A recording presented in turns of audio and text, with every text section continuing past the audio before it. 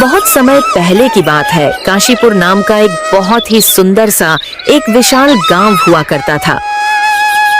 उस गांव में राजू नाम का एक छोटा बच्चा अपने माँ बाप और अपनी एक प्यारी बहन चुन्नू के साथ खुशी खुशी रहा करता था।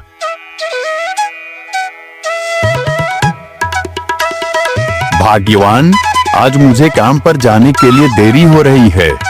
तुम ऐसा करो, आज दोपहर का खाना जमींदार जी के घर भिजवा देना। ठीक है जी, मैं दोपहर का खाना आपके पास भिजवा दूंगी। दरअसल राजू के पिताजी एक गरीब मजदूर थे। वह गांव के मुनीम जी के यहाँ गोदाम में बोरियां ढोने का काम किया करते थे और जो थोड़े बहुत मजदूरी के पैसे मिलते थे उसी से जैसे तैसे घर का गुजारा और घर का चूल्हा जलता था। लेकिन जिंदगी इतनी आसान कहाँ थी। अगर अचानक कोई और खर्चा आ जाता तो ऐसा लगता जैसे आसमान फटकर सीधे सर पर गिर पड़ा हो। गांव में अब हर साल की तरह इस साल भी बारिश शुरू हो गई थी। राजू बिना छतरी के दौड़ते हुए जैसे तैसे अपने स्कूल पहुंचा तो लेट हो गया। उसे देखते ही मास्टर जी ने उससे कहा, राजू वहीं रुक जाओ। कितनी बार कहा है तुमसे, बरसात में भीगते हुए मत आया करो, छतरी लाया करो। मास्टर जी वो टीचर जी छतरी होगी तो लाएगा ना। हर साल कहता है अगले साल छतरी लेकर आऊंगा और लाता ही नहीं है, कंजूस कहीं का। राजू तुम छतरी लेकर क्यों नहीं आते हो? मास्टर जी मेरे पास छतरी नहीं है तो पिताजी से कहो बाजार से खरीद लाए। यह देख मेरे बापू ने यह छतरी लेकर दी है। देखो राजू, मैं तुम्हें इस तरह भींगा हुआ क्लास में बैठने नहीं दे सकता। पूरी क्लास गंदी हो जाती है। तुम घर जाओ, कल आना या वहीं खड़े होकर सुनो मैं क्या पढ़ा रहा हूँ। और राजू पूरे दिन उसी दरवाजे के पास तो कभी खिड़की के पास खड़ा मास्टर जी को देखता और सुनता रहा कि वह क्या पढ़ा रहे हैं। दूसरे दिन उसने सोचा बारिश होने से पहले ही वह स्कूल चला जाएगा, मगर जैसे ही वह निकलने लगा अचानक जोरों की बारिश शुरू हो गई।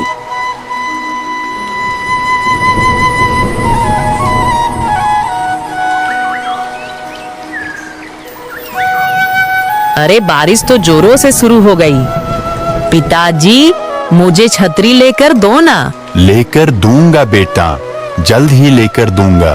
जी हर साल आप यही कहते हो, फिर मेरा बेटा पूरे साल बारिश में बच बच कर जाता है, पढ़ता है और दूसरे साल फिर वही समस्या। क्या करूँ रंभा, पूरे साल तो मेहनत करता ही हूँ पर इतना कमा ही नहीं पाता कि 2 वक्त की रोटी की सिवा और कुछ जुटा सकूं। माफ करना राजू बेटा, मैं तेरे लिए एक छोटी सी छतरी भी नहीं ले पा रहा हूँ। दुखी मत होइए पिताजी, मैं चला जाऊंगा।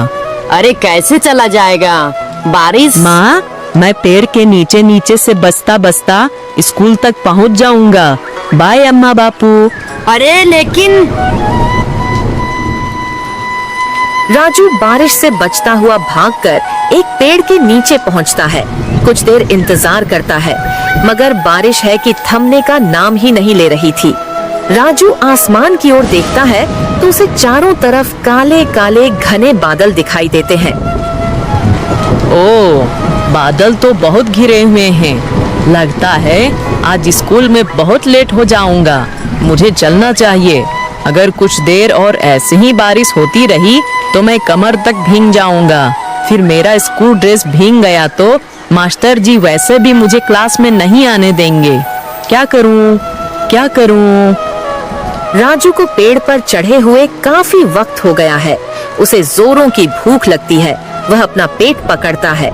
वह सोचता है पता नहीं कब बारिश बंद हो, क्यों ना तब तक स्कूल का टिफिन खा लूं। और वह अपने स्कूल बैग से अपना टिफिन निकालता है। उसमें रोटी और बुक्का किया हुआ प्याज है। तभी उसे पानी में नीचे छप छप की आवाज आती है।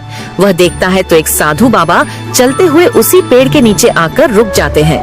राजू उसे देखता है, फिर अपने भूख का एहसास करके रोटी प्याज के साथ खाने लगता है। साधु उसे खाता हुआ देखता है। राजू दूसरा निवाला खाता है तो देखता है साधु उसे खाता हुआ देख रहा है। वह तीसरा वाला खाता है, तब भी साधु से देख रहा है। साधु उसे देख रहा है या राजू कहता है, बाबा खाओगे?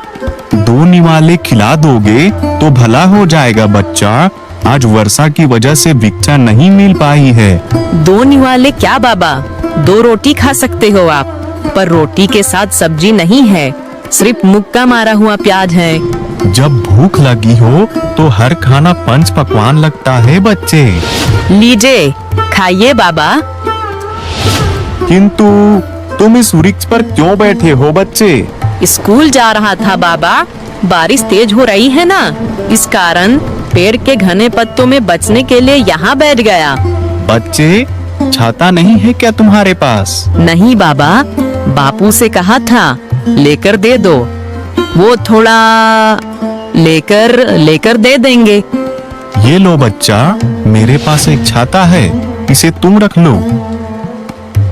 कमाल है बाबा, छाता होते हुए भी आप बारिश में भीगते हुए आए।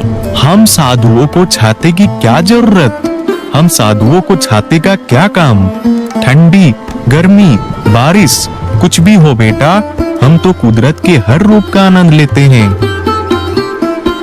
वाह, आत्मा तृप्त हो गई बच्चा, जाओ और खुश रहो। इतना कहकर साधु वहाँ से चला जाता है। बाबा जी के जाने के बाद राजू भी पेड़ से उतरता है और छतरी खोलता हुआ स्कूल पहुँच जाता है। स्कूल में सभी उसे इतनी बढ़िया छतरी लिए आया देख चौंक जाते हैं। अरे राजू, आज छतरी होकर भी तुम लेट हो गए। अब तो स्कूल छूटने का टाइम हो गया है। कल से लेट नहीं होऊंगा मास्टर जी, अभी छतरी मिली है मुझे। जरूर कहीं से चुराया होगा। बबलू, सभी बाहर आते हैं तो देखते हैं बाहर बहुत ही तेज आंधी सी हवा चल रही है और फिर अचानक बारिश शुरू हो जाती है। यह देख सारे बच्चे अपनी अपनी छतरी खोलते हैं। 2-3 बच्चों के पास छतरी नहीं है। यह देख बबलू और उसके दोस्त अपनी अपनी छतरी खोलते हुए उनकी ओर देखते हुए हंसने लगते हैं।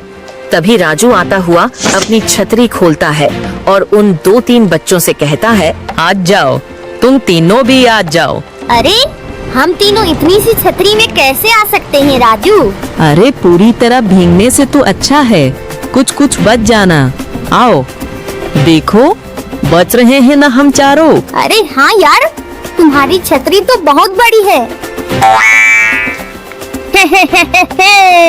इनकी छतरी तो कौवा बन गई। बबलू आ जाओ मेरी छतरी में, बारिश बहुत तेज है। नहीं, मैं आऊंगा। हटो तुम लोग, उसने मुझे बुलाया था। और बबलू अपने ही दोस्तों को धक्का देकर राजू के छतरी के नीचे घुस जाता है। जैसे ही वह छतरी में घुसता है, छतरी थोड़ी और बड़ी हो जाती है। तभी बाकी दोस्त भी आकर उसकी छतरी में घुस जाते हैं तो छतरी और भी ज्यादा बड़ी हो जाती है। सभी उसके अंदर सुरक्षित आ जाते हैं। सभी गांव की ओर चल देते हैं। रास्ते में एक एक करके कई लोग मिलते हैं। वह सभी राजू के छतरी में घुस जाते हैं। धीरे धीरे छतरी इतनी बड़ी हो जाती है कि ऐसा लगता है राजू नहीं, कृष्ण भगवान है जो गोवर्धन पर्वत उठाए उसके साथ चले जा रहे हैं। सरपंच जी, आप यहाँ? हमें बुला लिया होता। कुछ काम? हमने सुना है तुम्हारे बेटे के पास इतनी बड़ी छतरी है कि पूरा गांव उसके नीचे बारिश से बचता हुआ आ गया। नहीं तो सरपंच जी, ये देखिए, ये तो बहुत छोटी सी छतरी है, एक बच्चे को बचाने के बराबर। ऐसा कैसे हो सकता है? हमने खुद अपनी आंखों से देखा था। देखा है ना, छोटी ही छतरी। पर मैंने अपनी आंखों से देखा था। सरपंच जी, हमें भी भीगने से बचा लो। अरे ये छतरी तो बड़ी होती जा रही है। देखा, मैंने कहा था ना। राजू बेटा, तुम्हें ये छतरी कहाँ से मिली? ये मुझे आज एक साधु बाबा ने दी थी। ओ, तभी ये जादुई छतरी है। इससे तो हम पूरे साल के लिए पानी इकट्ठा कर सकते हैं। कैसे सरपंच जी? इसके नीचे जितने भी इंसान आते हैं, ये उतनी ही बड़ी चली हो जाती है। हम अपने गांव और तालाब के बीच राजू को ये छतरी लेकर खड़ा कर देंगे। फिर उसके नीचे राजू के एक तरफ तालाब तक और दूसरी तरफ नहर तक गांव वालों को खड़े कर देंगे। उन्हें पानी से बचाने के लिए छतरी तालाब से नहर तक बड़ी हो जाएगी। फिर जो भी बारिश का पानी गिरेगा, तालाब और नदी में गिरेगा। पूरे साल भर की पानी की समस्या हल हो जाएगी। और सरपंच जी के कहने पर राजू ने वैसा ही किया और सचमुच बारिश का पानी छतरी से होता हुआ एक तरफ तालाब और दूसरी तरफ नहर में गिरता रहा। फिर तो यह सिलसिला रोज चलने लगा। जब भी बारिश होती, नदी और तालाब ही नहीं भर जाते, बल्कि उन खेतों को भी ज्यादा बारिश से बचा लिया जाता जिनका अधिक बारिश की वजह से नुकसान हो सकता था।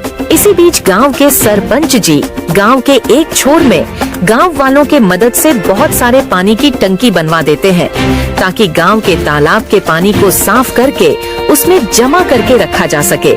और उसका एक कनेक्शन तालाब में और एक तरफ गांव के बीचों बीच में एक नल के द्वारा करवा देते हैं। कई महीने इसी तरह गुजर जाते हैं और अब गांव में गर्मियों का मौसम आ जाता है और धीरे धीरे करके पानी का जल स्तर नीचे जाने लगता है। कुएं, नदी, तालाब सूखने लग जाते हैं। इसी कारण गांव के लोग पानी की किल्लत के कारण परेशान होने लगते हैं। तभी सारे गांव वाले एकजुट होकर गांव के सरपंच जी के पास जाते हैं। सरपंच जी, मैं रामचंद्र। जैसा कि आप जानते हैं, गर्मी का मौसम अपने गांव में पूरे चरम पर है। इस कारण हमारे गांव के कुएं, तालाब और नदी भी सूख गई है। इस कारण हमें पानी की बहुत समस्या हो रही है। आपसे एक विनम्र विनती है सरपंच जी। बोलो रामचंद्र, क्या बात है? मैं तुम्हारी क्या सहायता कर सकता हूँ? सरपंच जी, मैं कह रहा था, आपने जो गांव में टंकी बनवाई है उसे अब इस्तेमाल करने का वक्त आ गया है। कृपया पानी की टंकी आप चालू करवा दें। अरे हाँ रामचंद्र, तुम लोग सही कह रहे हो। वैसे गर्मी के कारण पूरे गांव और साथ ही साथ पड़ोसी गांवों का भी हालत बहुत ही खस्ता हो गई है।